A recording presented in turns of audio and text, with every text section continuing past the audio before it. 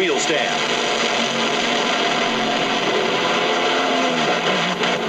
At this year's Winternationals, he survived an even more spectacular ride.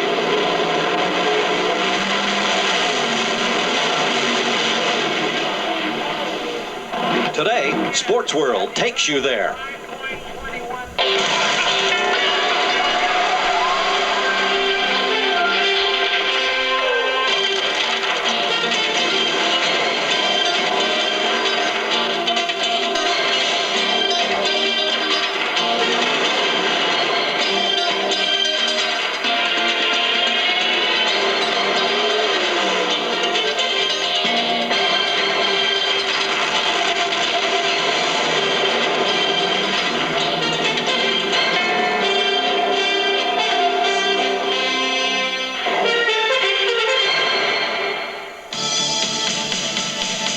The scene is Pomona Raceway, east of Los Angeles, where for the 29th consecutive year, the superstars of drag racing have gathered for the Cheap Auto Parts Winternationals.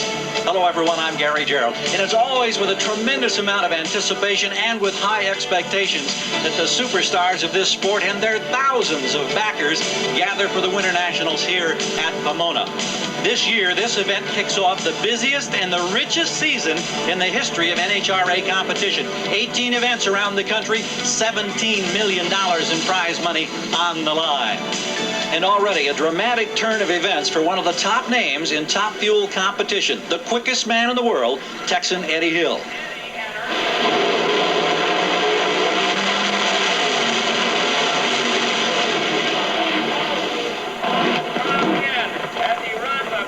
The drama unfolded 2 days ago during a qualifying run, when nearly two-thirds the way down the track at well over 250 miles per hour, Hill experienced a full blowover and a horrifying flip.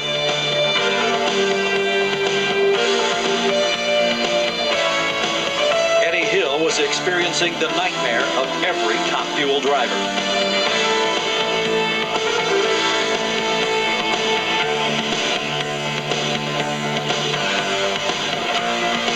Amazingly, moments later, Hill was able to unbuckle and to scramble away from the cockpit of his crashed racer. Minutes later, Steve Evans talked with Eddie. Feeling okay?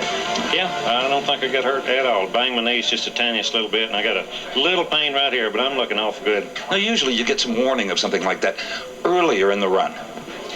Yeah, this deal here seemed like it happened awful fast. And another thing, too, I was not expecting it that far down the track, and it was so unexpected. Hardly ever have to lift at that stage of the racetrack. So it'll be interesting to try to figure out what caused that.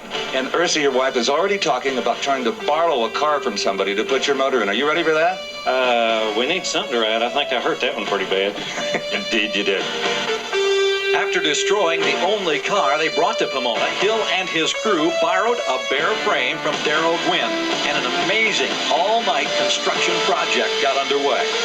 Under the direction of crew chief Buzzy Carter, this team accomplished overnight what should take as long as a week. And as daylight returned to Pomona, Eddie's wife Ursi watched the completion of the time-consuming details that would lead to the long-shot opportunity to qualify in the final session a brand-new car.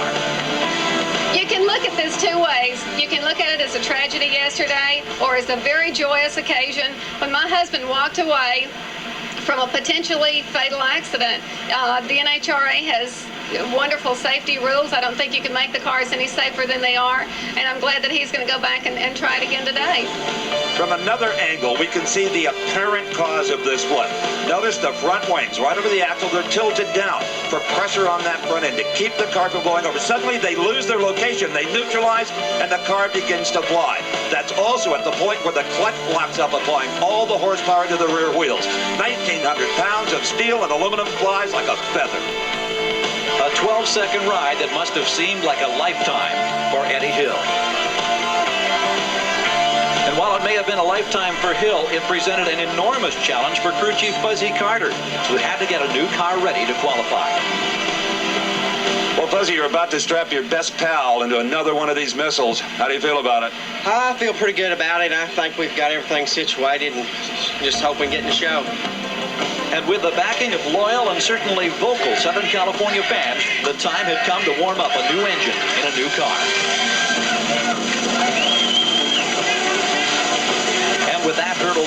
and with a boost of adrenaline, the crew knew that they still had one shot to make the qualifying field in the final qualifying session. They had, however, to run an elapsed time of 5:36 to make the field. And here was that scene late yesterday afternoon. Thumbs up from the Texan Eddie Hill. One final attempt at making the Winternationals top fuel field. With the fatigue and the tension of the round-the-clock effort etched in the face of Ursi Hill, it was time for Eddie to leave the line. He needed a 5:36 to qualify, and he did it with a 5:25. The miracle effort had produced the big dividend. Oh, man, I'm so tickled to be here. I can't tell you, but we got good news and bad news. The good news, we got in. The bad news, I don't think we got enough stuff left to make the first round. We kicked another blower off this time. That's 3 engines now this weekend. So an already exhausted crew was faced with another extended effort, having to rework the motor that had been damaged in the qualifying run. Like a pencil mark to the right of Fuzzy Carter's finger, a 4-inch crack was found in the block. Well, that potentially dangerous crack, plus the long list of borrowed parts, including a complete car from Darrell Gwynn, led to this situation, Gary. Ironically, Eddie Hill raced Darrell Gwynn in round 1 of Top Fuel earlier today. Knowing that engine could explode and press too hard, Eddie came to the starting line just idling in case something should happen to Gwynn. He would take advantage. Otherwise, this marathon would be over. But there were no problems for Darrell Gwynn. In fact, he ran a sizzling 5:07, 279 miles per hour. And an amazing weekend for Eddie Hill was over, despite the generous contributions of competitor Darrell Gwynn. We think a lot of Eddie and his entire team, and we have no regrets loaning Eddie that car, and I mean that sincerely. And let's hope someday that will come back to us. You know, we look at the good side and we look at the bad side, and we see no regrets loaning Eddie that car. Someday, if you're in need, you know, the payback will come. Yeah, I hope so. Thank you. And so it's Darrell Gwynn who now advances to the next round at Pomona. But even in the face of all the adversity and the great frustration of this weekend, certainly the popularity of Eddie Hill has never wavered among his legion of fans. Now to bring us up to date on other activities that have already taken place, let's go back to Steve Evans.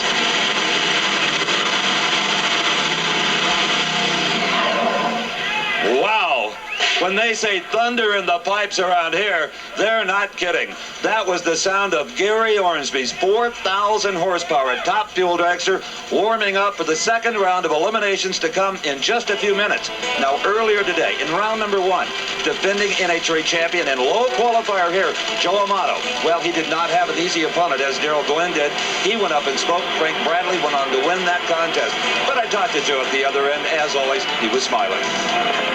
Well, Steve, you know, the track was treacherous out there. We just were afraid because the sun never came out to heat it up. You know, just I guess we'd overpowered it. We were trying to be conservative, but everybody's running so good. It's really a tough one, but you know, that's racing. So that brings us now to the second round of Top Fuel competition. 8 survivors, including Darrell Gwynn, who last year came within an eyelash of winning the Winston Championship. And Darrell's opponent here will be that giant killer, Frank Bradley, who we saw earlier defeat Joe Amato in the first round. And you know, Gary, as far as Frank Bradley is concerned, when he first got into the Top Fuel dragster, Darrell Gwynn was in about the 2nd grade. He's from nearby Orange, California. And you can bet he knows that man and the other lane from Florida, Darrell Gwynn, has won the last 4 out of 6 races here at Pomona. He is almost invincible on this pavement. So Gwynn, who has had the impeccable record at Pomona, staging now, Bradley already in position in the far lane. Quite a mechanical difference between these two cars. The transmission in Darrell Gwynn's machine, he shifts it. Frank Bradley just stands on the throttle. It's high gear only, the newest thing in drag racing. Smoking the tires, Gwynn. Bradley also with a problem, but Bradley will prevail. And Gary, I think on this cold racetrack, high gear was an advantage for Frank Bradley. And Bradley, who eliminated Amato, has now sidelined last year's 6-time winner, Darrell Gwynn. This is NBC's Sports World, and today it's brought to you by Ford and your Ford dealer. Have you driven a Ford lately? By Budweiser, beats good age for that clean, crisp taste. This Bud's for you. By Ford Motorcraft. Get the peace of mind of doing it right with the right parts. Motorcraft quality parts. And by Castrol, the motor oil engineered for today's smaller cars.